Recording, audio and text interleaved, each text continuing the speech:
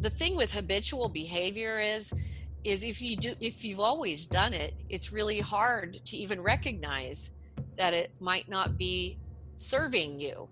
So even the very fact of realizing that something you've been doing is habitual and maybe not beneficial to you or those around you is a huge leap forward in and of itself. And then the next step is, okay, now I got to start working on trying to alter that habitual behavior, which you can't anticipate you're going to have trouble and problems with, because it's not going to happen the first time you're never going to do it again. It's a habitual behavior. So you're going to mess up, and it's okay that you're going to mess up. It's really important to remember God's greatest attribute is mercy, but also God created us this way. And the only way we can allow ourselves to be altered and to become better is by forgiving ourselves for being what we were created to be, which is flawed, imperfect human beings. And we have to remember God knew that when he created us. So that's cool. That's what we were created to be. But there is a process here, an evolutionary process here, that we want to take advantage of and we want to utilize.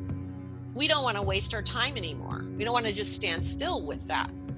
And so it's not an issue of bashing yourself for realizing, oh, I shouldn't have done that all those years. Look at all the years I wasted doing that. Don't do that. That's pointless. Just, oh, I can actually make this something that becomes more useful to me as a soul.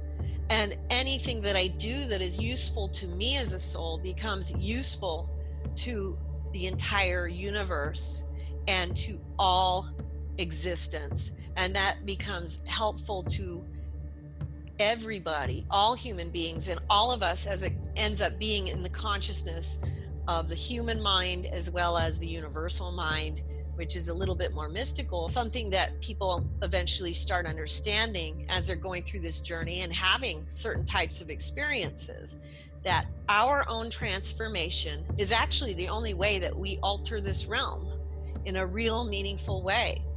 So don't bash yourself if you're 80 years old or 95 years old and you just decided today, 150, don't worry about it. You're all good, so you can start at any time. You're never too young or too old.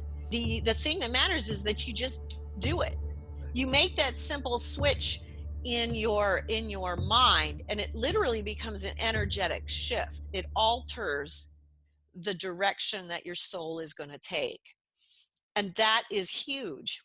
That's really how simple this is for most people listening. Make that little shift and then follow through with it, and you're going to find everything changes. See things happening slowly, piece by piece by piece. But you've literally changed the world by changing your world.